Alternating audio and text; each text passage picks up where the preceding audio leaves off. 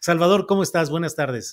Hola Julio, pues aquí un gran gusto, otra vez me atrapó el tráfico, en buena parte por la marcha, el centro Sí, está saturado pues por la sí. marcha que como bien dices va a empezar en 1 hora y media y pues ya se siente aquí el movimiento muy fuerte de la gente que va a acudir a esta marcha de los padres, activistas y familiares y estudiantes de Ayotzinapa, Julio. Sí, Salvador.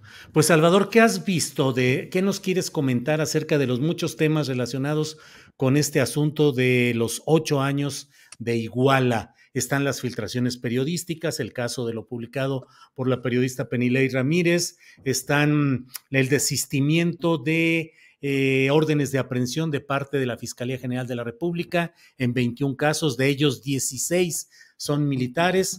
¿Qué aspecto querrías tocar de todo este poliedro, Salvador? Sí, bueno, pues había en principio una señal que me parece que fue bien recibida con el informe de Alejandro Encinas, en el cual, bueno, pues se cuestiona elementos centrales, nodales de la famosa verdad histórica de Murillo Caram, que ahí parecía abrigar una esperanza de que pudiera avanzar las investigaciones hacia otras líneas de investigación, como son, pues bueno, pues para recapitular un poco, bueno, pues se dejaba como en claro que los estudiantes no habían sido llevados todos ellos, eh, es más, acaso ninguno al basurero de Cocula, que no habían sido ahí eh, asesinados e incinerados en aquella noche del 26 y madrugada del 27 de septiembre de hace 8 años. Se había ya indicios de que había algunos militares que habían participado no solo en la observación, sino también en la desaparición y en el probable asesinato de algunos de los estudiantes. Y después de eso vienen ciertas noticias interesantes, como por ejemplo la orden de aprehensión y la aprehensión del ex procurador Murillo Caram, las órdenes de aprehensión, 83 órdenes de aprehensión, entre ellas 20 a militares, pero después viene un asunto que molesta mucho a los padres de Ayotzinapa, de los estudiantes de Ayotzinapa y a activistas que están metidos de manera importante en el tema, que es el desistimiento de varias órdenes de aprehensión, sobre todo contra militares, y eso genera una duda, una incertidumbre y una falta de claridad por parte de la Fiscalía General de la República de cómo fue que se dio y por qué se dio ese desistimiento de las órdenes de aprehensión. Me parece que ahí está la pregunta en este momento que tendría que ser aclarada por las autoridades del gobierno federal de cómo es este desistimiento.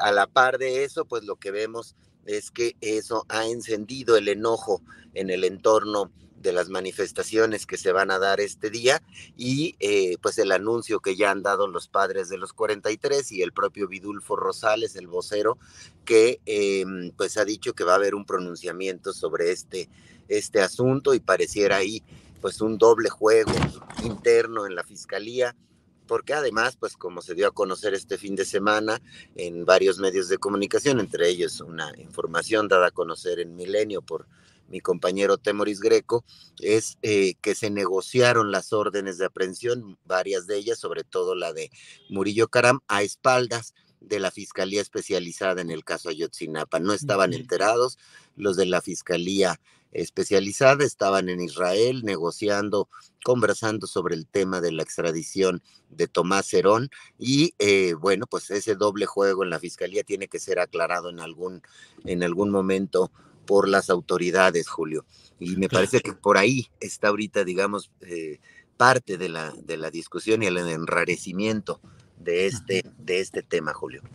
Bien, Salvador Frausto, gracias. Bueno, déjame informarle a nuestro público que pues ya nos habíamos librado un buen rato de las desmonetizaciones. Nos acaban de avisar hace un par de minutos de que estamos desmonetizados porque YouTube considera que nuestra programación, lo que estamos programando o difundiendo, no va acorde con el criterio deseado para los anunciantes de YouTube. Bueno, no está con nosotros todavía Jorge Meléndez, el periodista Jorge Meléndez, parece que tiene problemas con la conexión tecnológica, pero por eso vamos a seguir analizando temas con Salvador. Salvador, te hago una pregunta bien concreta, ahora sí que porque nos toca como periodistas. ¿Qué opinas sobre la filtración específica que dio a conocer Penilei Ramírez? ¿Crees que fue correcto publicarlo conforme a la ética periodística, el interés periodístico superior? ¿Crees que debió hacerse de otra manera o crees que no debió haberse divulgado?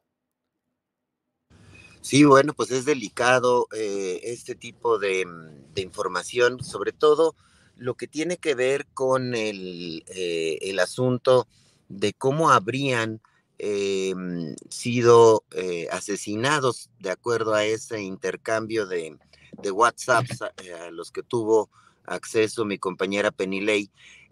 Tuvo acceso a una serie de comunicaciones que me parece que, como en algunos columnistas lo han señalado y coincido con ellos, deben ser tratados a manera de indicios, no a manera de una verdad irrefutable de dar como bueno esa información para decir que fueron ejecutados los alumnos de la normal, algunos de ellos, pues de manera atroz, y es una información a la que pues no tenían acceso los padres, es una información a la que no tenían conocimiento, y que es pues una conversación entre criminales que estaba siendo puesta hasta donde se entiende en estudio, en discusión.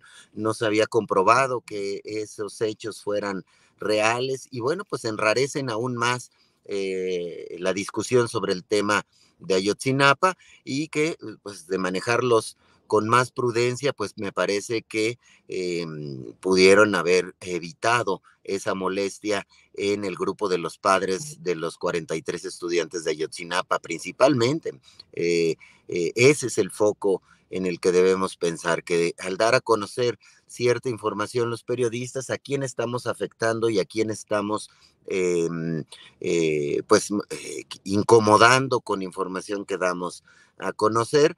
Y bueno, pues me parece que por ahí es un asunto que se debió haber tomado en cuenta antes de dar a conocer una información de esta naturaleza, que pues viene a enrarecer aún más y a volver a poner este tema del que hablábamos hace un momento, que parece que hay dos grupos dentro de la Fiscalía dando a conocer información, una que tendría que ver con el fiscal Hertz Manero y otra que tiene que ver con la Fiscalía especializada, y que están caminando por rumbos distintos, y llama la atención, y habría que seguirlo con mucha atención, porque seguramente son intereses distintos los que estén siguiendo un grupo y otro grupo interno de la Fiscalía General de la República, Julio.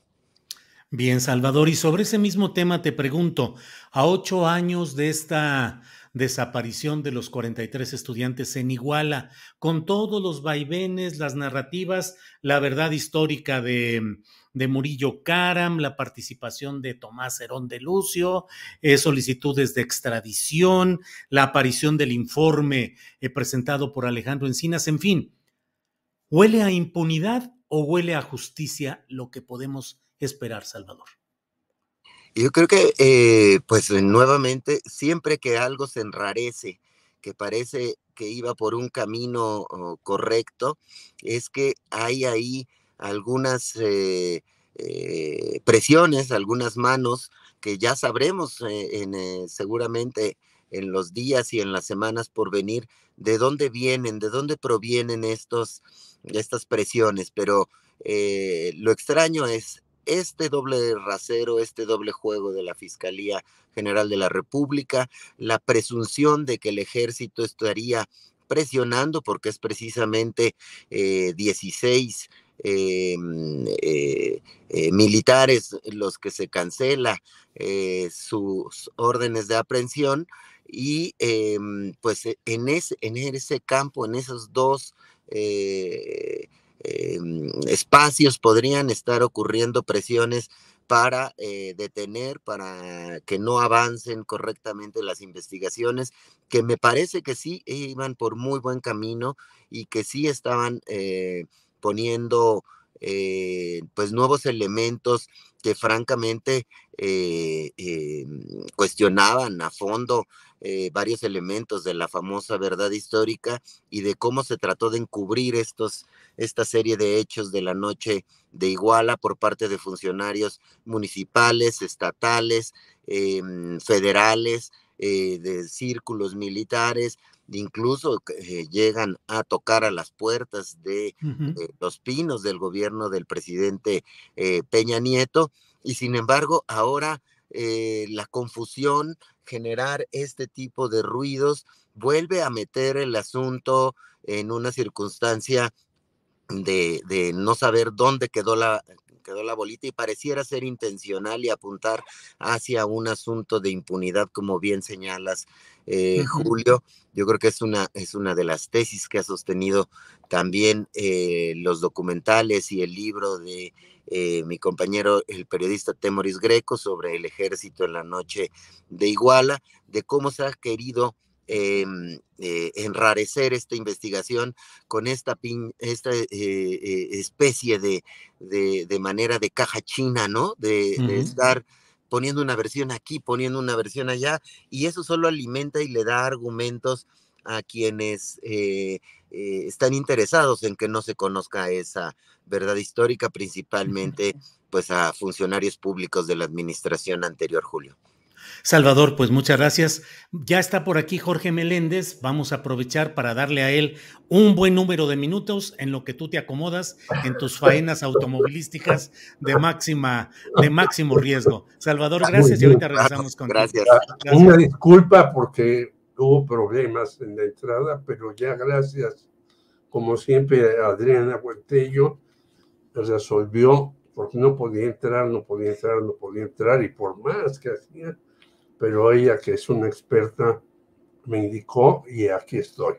Qué bueno, Jorge. Pues Jorge, mira, Julio, sí, yo creo que hay, valga la palabra que nunca me ha gustado, hay un complot entre medios de difusión, personajes del ejército y una serie de individuos que han estado metidos en las labores de vigilancia en México y que han sido más abusadores del poder que eso. No olvidemos que José Antonio Zorrilla Pérez repartía charolas a más no poder a los miembros de la Policía Judicial y a otras personas. Y yo creo que los medios, hoy leo a un señor con el que yo he tenido divergencias muy fuertes, se ha quedado callado de lo que yo he dicho, un señor Jorge Fernández Menéndez, que vuelve a defender al ejército con todo y por todo. No me extraña, porque yo he dicho en este medio que él llegaba a las zonas donde se combatía, entre comillas, al narcotráfico en aviones del ejército. Y él vuelve a decir que, pues no, que estos personajes del ejército no tienen nada que ver y demás. Bueno, en el ejército, que no hay una supervisión real, hay negocios sin fin, no solamente de las armas, Julio, sino hay negocios de la salud, de seguros, de habitaciones, etcétera, etcétera, etcétera. Y ahora que se está tocando a los altos mandos, pues obviamente hay una campaña. Estos altos mandos además repartían dinero a montones a una cantidad de periodistas inconmensurables y les daban información privilegiada, y ahora muchos de estos periodistas pues están en una defensa en contra de esto.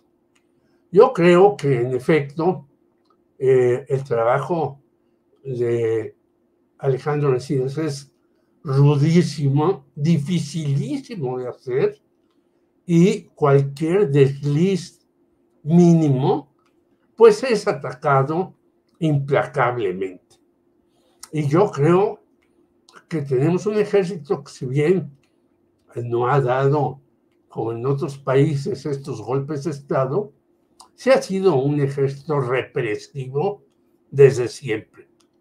Yo traté con un personaje del G2 cuando la investigación del asesinato de Manuel Buendía, y me citó junto con otro compañero a uno de estos restaurantes elegantes que venden carnes asadas, donde las meseras eran más o menos estilo Sanborns, pero muy bien vestidas, y son gente muy joven y muy bella.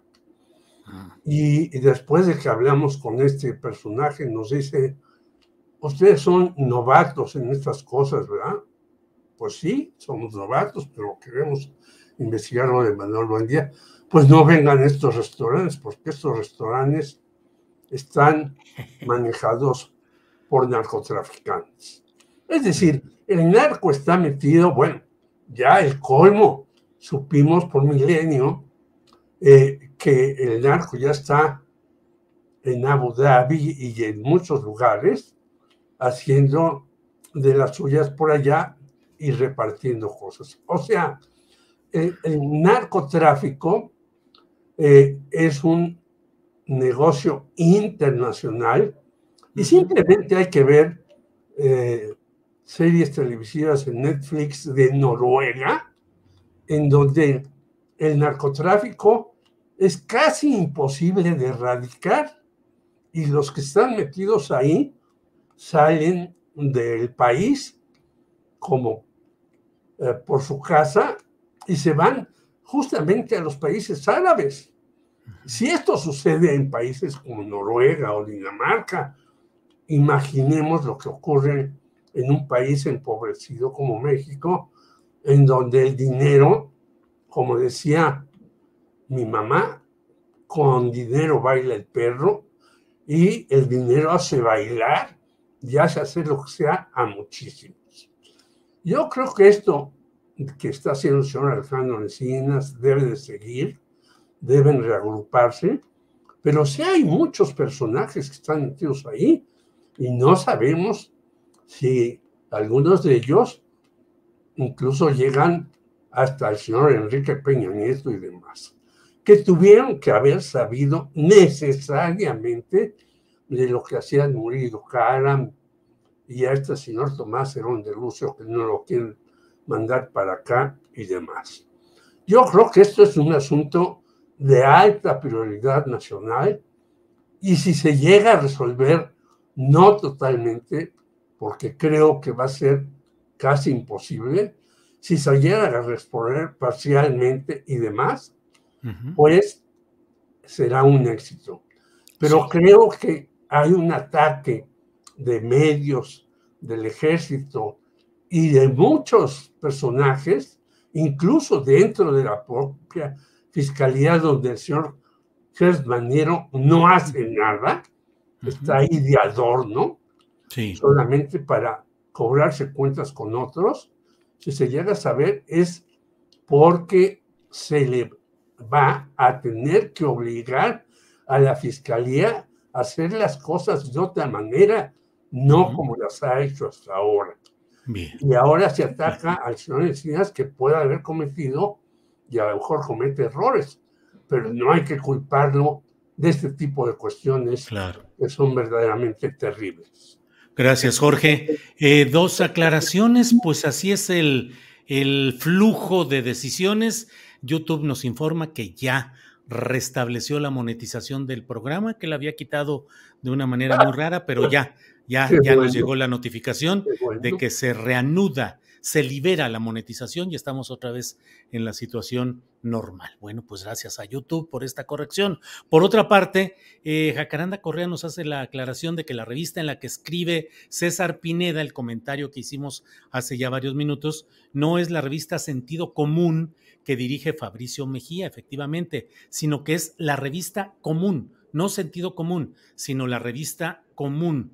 Yo rápido me metí a la página de ellos y efectivamente la revista Común tiene un consejo editorial en el que están Lisette Mora Castillo, Alejandro Estrella, Daniel Kent, Diana Fuentes, Diego Bautista, entonces, entre otros. Entonces son revistas distintas. Salvador Frausto, ya instalados aquí en la realidad. Dice Jorge Meléndez, que digo, ya después de la realidad física, ya aterrizado, no manejando en las aventuras de internauta, de autonauta. Salvador, sí, Salvador, ¿qué opinas sobre qué podemos esperar a partir de hoy? Los jóvenes activistas del movimiento de los 43 han actuado de una manera muy directa e inusual en los cuarteles de Iguala, de Chilpancingo, en el campo militar número 1. Pareciera a veces que hay jóvenes que están pensando que las vías institucionales no les ofrecen justicia. ¿Qué crees que pueda suceder en todo este proceso que hoy va a tener un momento crítico en la marcha de esta tarde, Salvador? Sí, bueno, pues hay fuerte preocupación por lo que vaya a pasar en la marcha de hoy. Lo hemos visto en cómo se están desplegando las vallas de protección a Palacio Nacional, por una parte, un montón de extintores, por ejemplo, que se están repartiendo a lo largo del centro de la República, del centro histórico de la Ciudad de México, y a otras marchas en otros estados, en Guerrero y en muchos otros va a haber manifestaciones. Entonces, hay preocupación, sobre todo por el tema, según dijo el presidente López Obrador en la mañana, de que haya grupos radicales o de provocadores o de infiltrados que quieran generar mayores grados de violencia, y el propio enojo ya en sí mismo que hay por parte de muchos estudiantes de la Normal de Ayotzinapa. Me parece que el llamado de los padres de los 43 ha sido siempre de una manera prudente, y tendrán su mensaje en el Zócalo, en el que seguramente pedirán mayores resultados y mayor claridad a la Fiscalía General de la República, a la Sedena y al propio gobierno federal, a la Presidencia de México. Pero sí habría que seguir con mucho cuidado, que no se vaya a desbordar los hechos de protesta, porque bueno, pues sí, ahí se ven muchos intereses ya metidos y pudieran generarse algunas acciones fuertes, ya sea motivadas por el enojo natural de los estudiantes o por una serie de grupos de infiltrados. Pero un asunto que no debemos perder de vista es que ya los elementos que dan las investigaciones hablan de asuntos ya muy claros, digamos, de un momento, el 26 y el 27 de septiembre de hace 8 años, en el cual un grupo de narcotraficantes contó con el apoyo de policías municipales, de policías estatales, de policías federales, del ejército, de elementos del gobierno estatal, de elementos del ejército, como decíamos, de la entonces Procuraduría General de la República. Entonces estamos hablando de funcionarios públicos protegiendo o participando de la mano con un grupo criminal. Ese es el foco que no debemos perder de vista sobre la desaparición de los estudiantes. Ahí ya hay suficientes elementos para saber qué autoridades de los 3 niveles de gobierno apoyaron a un grupo criminal para desaparecer a los estudiantes, de quienes pensaban que estaban involucrados con el otro grupo criminal, con los rojos, o que en los camiones en los que viajaban estaban escondidas algunas drogas que iban rumbo a Chicago. Entonces, ese punto debería hablarse con más fuerza y tenerlo muy claro, porque esos son los elementos que ya tenemos ahí sobre la mesa y que no vale la pena manchar las investigaciones con filtraciones que distraen y con hechos de violencia y de protesta que terminan opacando los avances en la investigación del caso Ayotzinapa, Julio. Gracias, Salvador. Jorge Meléndez, ya se nos vino el tiempo encima, son las 2 de la tarde con 57 minutos, pero te pregunto lo mismo que le pregunté minutos atrás a Salvador Frausto. En tu condición de periodista, ¿qué habrías hecho si hubieras tenido el material que difundió la periodista Penilei Ramírez en Reforma? ¿Lo hubieras publicado tal cual, solo la columna? ¿Hubieras agregado lo que luego ella puso en las redes sociales? ¿Es una falta de ética? Al contrario, ¿es un compromiso con el bien mayor que es informar a la sociedad? ¿Qué te parece todo esto, Jorge? Bueno, primero hay una molestia de los estudiantes desde que yo fui estudiante, que ya son muchísimos años, desde 66, en donde ganamos y tuvimos un rector excepcional llamado Javier Larrosier. Bueno, y en el 68, acuérdate, estuvo el señor que parecía que no iba a morir nunca, Luis Echeverría, al principio en su casa, supuestamente detenido, y después se dijo, no, pues que no tenía nada que ver. Existe una gran molestia que va en aumento y en aumento y en aumento, porque no hay detención de muchos culpables de una serie de tropelías inmensas que hay en México. En segundo lugar, yo creo que como periodista, yo no le doy lecciones a nadie, sino yo tengo mi ética de periodismo. Hay cosas que no se deben ni se pueden publicar, porque pone sobre aviso a quienes involucras en algo, o porque si no tienes todos los elementos en la mano, pues lo estás lanzando a la hoguera. Yo creo que el periodista tiene que ser muy responsable y hasta que tenga todos los elementos, pero realmente todos los elementos de algunas cosas, lo puede publicar. Y te pondré el caso.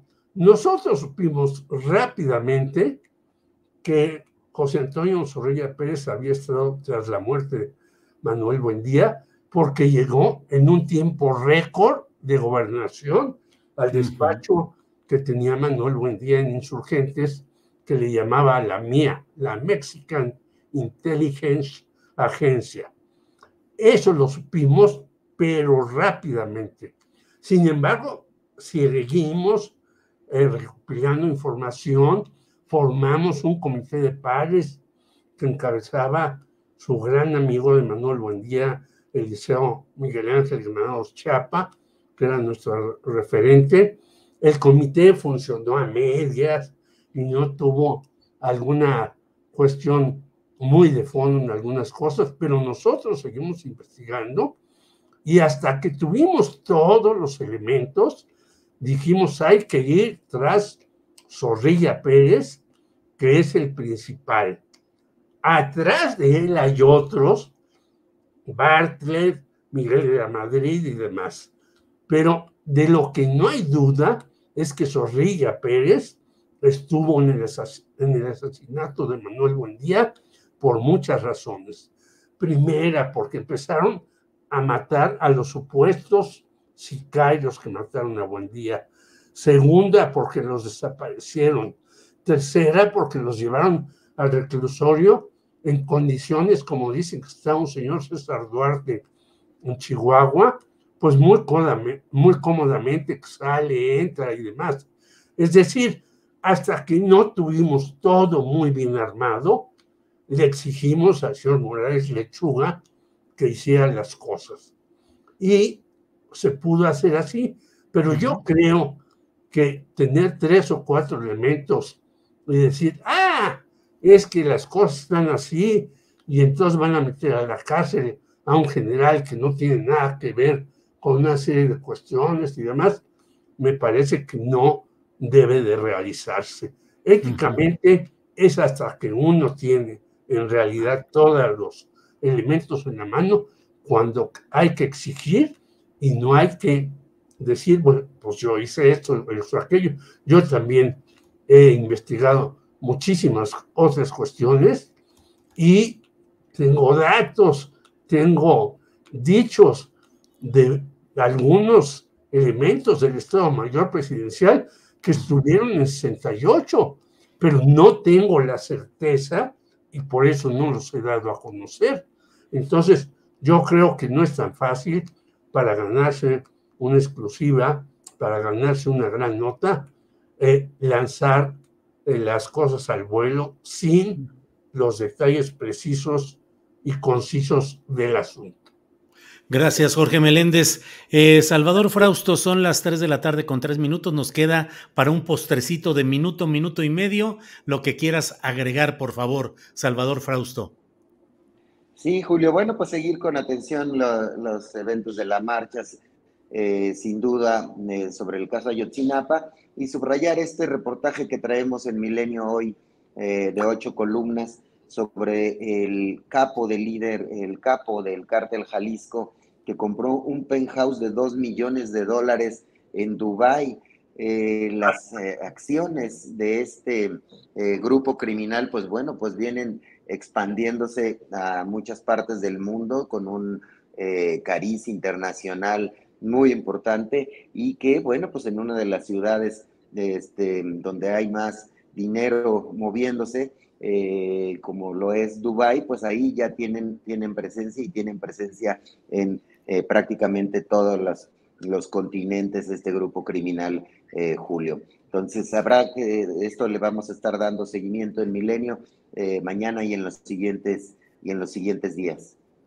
Sí, Salvador Frausto, una nota de Jorge Martínez, reportero de Milenio. Gracias, Salvador Frausto. Jorge Meléndez, postrecito de minuto, minuto y medio, por favor. Rápidamente, yo diría que deberían calmarse estos grupos que llegan embosados y no sabemos quiénes son, a romper todo.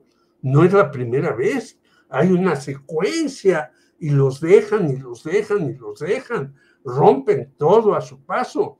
Bueno, a varios periodistas por poco nos golpean las muchachas vestidas de negro porque íbamos a apoyar la marcha y luego tenía uno que estar lejos de estos grupos de negro porque si saben que son unos periodistas, pues también lo atacan. Eso por un lado. Y hoy, como ya teníamos programado antes la hora del amigo, va a estar con nosotros Marcela Cañedo para que nos diga los famosos 3 temblores en el mismo día en diferentes años en México, pero cómo tenemos dificultades y podríamos tenerlas en lugares donde está el Popo y otros volcanes. Entonces vamos a tener a la geofísica del Poli Marcela Cañedo para hablar de eso y obviamente hablaremos de lo que suceda hoy en la tarde acerca de este asunto que nos tiene a todos preocupadísimos, indignadísimos y cada vez más indignados porque las falsedades de muchos periodistas sobresalen sobre lo que se dicen y lo que se sabe del asunto. Gracias, Jorge Meléndez. Salvador Frausto, como siempre, muchas gracias. Buenas tardes. Hasta pronto. Gracias, hasta pronto, Julio. Un abrazo a ambos, Jorge también.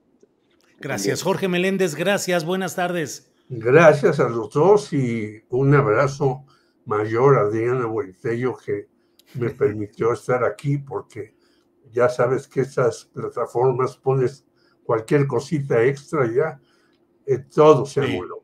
Muchas gracias a los dos, a Adriana y a la audiencia que obviamente tendrá sus puntos de vista y estaremos atentos a ellos. Pues gracias a los dos, héroes supervivientes ambos, Salvador Frausto del tráfico vehicular en la Ciudad de México y Jorge Meléndez de las complicaciones de Internet. Gracias, Salvador, gracias, Jorge, hasta pronto, hasta luego. Gracias. Pronto.